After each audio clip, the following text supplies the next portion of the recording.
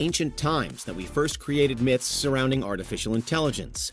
Greek legends were the earliest, such as the story of Talos, a bronze automaton gifted with intelligence tasked to defend Crete. For most of our history, though, machines that could think have been far from the realms of reality. It wasn't until around the middle of the 20th century that serious research into AI began. Alan Turing was the earliest pioneer of the field, publishing Computing Machinery and Intelligence in 1950. In it, he coined the Turing test, which is a way to determine if a computer can indeed think intelligently. It's been over 70 years since this paper, and now a variety of different AI is commonly used in daily life. Language translation, facial recognition, online advertising, search engines, there's an ever-growing list. Slowly, it's starting to feel like there isn't a field we haven't applied it to. And clearly we have quickly found a lot of benefits to AI. For example, they can easily handle large quantities of data, are free from human error, and of course, they can work 24/7. Generally, it seems the technology is improving society, and should continue to do so. AIs are a route to ultimate efficiency.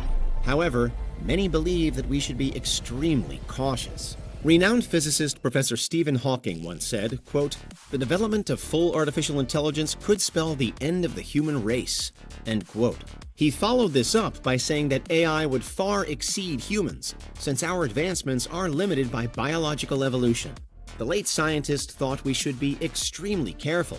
How justified exactly were his fears? Where AI is in its current state, already people worry it can be used maliciously. We're currently in a worldwide race for lethal autonomous weapons, or LAWs. In 2024, the U.S. Department of Defense promised $1 billion for the Replicator program, which aims to field thousands of autonomous war drones. Shortly, it's expected that drones will be able to use widespread facial recognition to target and attack specific individuals.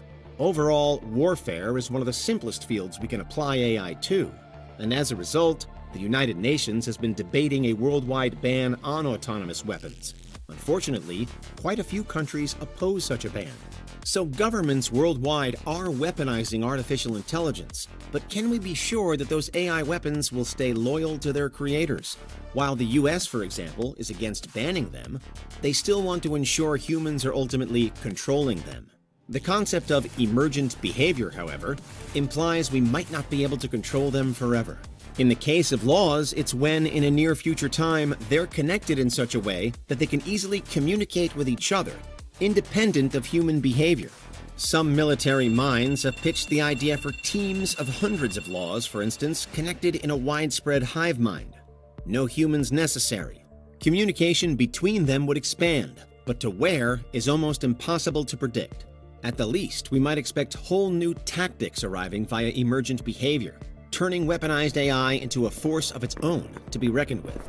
The Pentagon is reportedly making a big push to develop what some have labeled slaughter-bot swarms, all of which means that, like it or not, they are likely to become a reality. Again, we have no idea what a heavily armed and highly connected flock of AI intelligence will do. Hopefully, fail-safes will be put in place to prevent serious issues. However, some worry that any attempted block or limiter will eventually be overridden. Meanwhile, the U.S. Air Force is also working on something called Project Venom. This aims to develop powerful F-16 fighters which are capable of flying themselves. Currently, about $50 million has been invested, and on the bright side, AI jets will certainly reduce the need to risk human pilots. If we can rely on AI's loyalty, and if we have the proper fail-safes in place, then they should only ever be a danger to enemy targets. However, once again, this is entirely new ground. Can Venom really be realized exactly as its developers want it? Won't there always be a risk of it turning against its maker?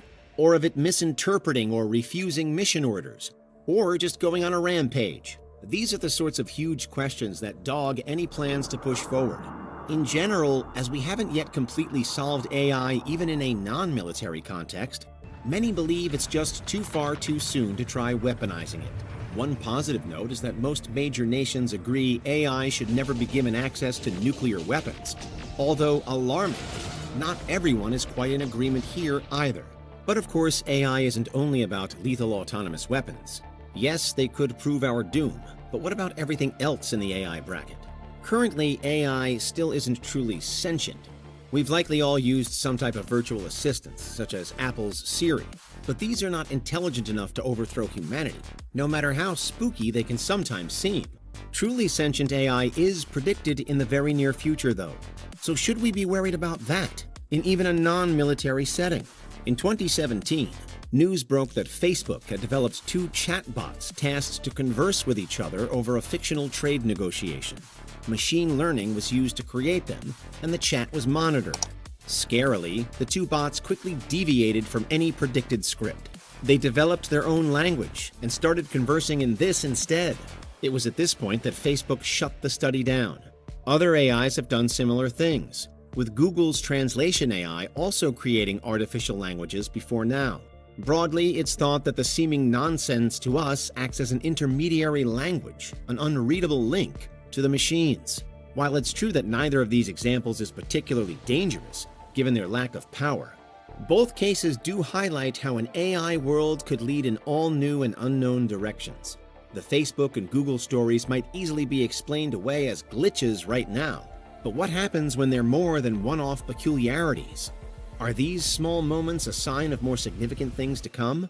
Generative AI, the most readily available form at present, can generate images, videos, text, and solve equations.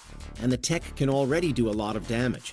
For example, by replacing certain jobs, such as in China, where reports claim that about 70% of video game illustrators have been axed, partly due to growing reliance on AI.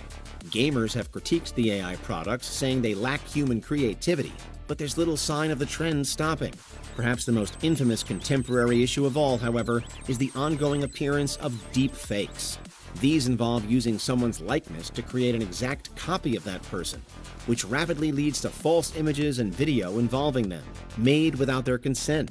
Such AI was the trigger for the Hollywood strikes of 2023, but these tools could ultimately impact far more than simply those in the media. How far can these new realities take us? On the one hand, as current generative AIs are usually trained using human data, it's at least thought and hoped that they couldn't yet learn to do things that we can't. Generative results draw on what's been done prior. In other words, human knowledge will likely be the limiting factor. And so the general consensus is that AI in this state can't directly turn against us. Replace us? Maybe. Dislike us? Possibly. But break away from us? Probably not.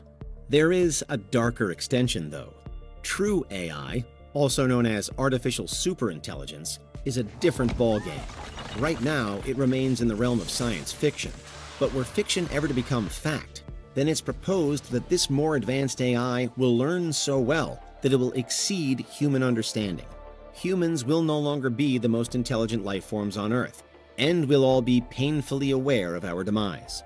Today, many may consider it speculative territory, but others say that it's vitally important for us to speculate in order to head it off. According to Stephen Hawking, for one, there are no physical laws preventing AI from one day, perhaps one day soon, operating better than the human brain can. At which point it could turn against us just as easily as it could do any number of other things. Will supreme AI crave power? Will it recognize life on Earth as valuable, or see it as a threat, or merely an annoyance?